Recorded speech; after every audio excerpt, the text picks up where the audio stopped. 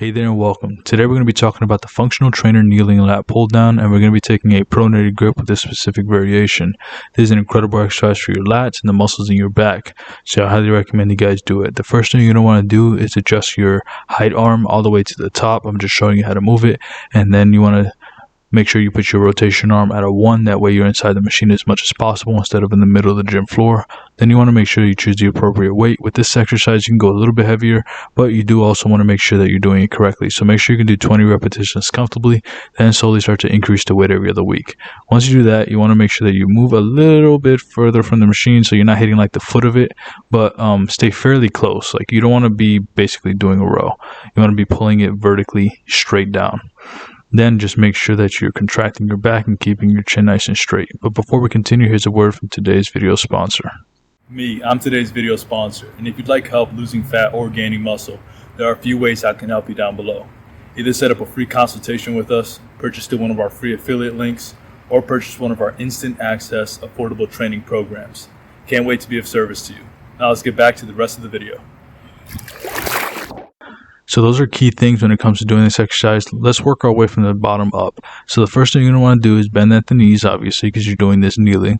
And also make sure that you're pushing your hips in. That way you're nice and straight. If you have your hips back, you're basically just going to be sitting on your hips, sitting on your glutes, on your butt. So you don't want to do that. Just push your hips all the way in. That way you're as upright as possible and keep your core tight. Also make sure to keep your chin fairly straight. Don't be like looking all the way up to the ceiling. Also don't keep your head down, because then you will hit your face. Then once you have all that set up, next thing you're going to want to do is grab the bar right outside shoulder width. That way you have is nice and comfortable, and I'll show you from this angle. So notice how my hands are right outside my shoulders when I'm at the bottom. And then what you also want to do is focus on actually elevating the scapula and then depressing the scapula. So basically allow your shoulders to come up and be pulled up, and what that's going to do is going to pull your back muscles. And then when you're pulling it down, you're going to be contracting your back muscles. And those two motions are crucial. You don't want to like go up and then keep your scapula engaged the whole time, keep it depressed, because then you're missing out on a part of the motion that would only help you gain more muscle. So if you're going to do the exercise, you might as well do it as effectively as possible so you can get the most benefit from it. So when you do that though, you want to be pulling down to your chin. So allow your shoulders to come up and then allow them to come down, and squeeze your back as you do it. You should be feeling this in your lats. You're also going to feel it a little bit in your rear delts and in your biceps, because those are like indirect muscles that are being worked while you do this.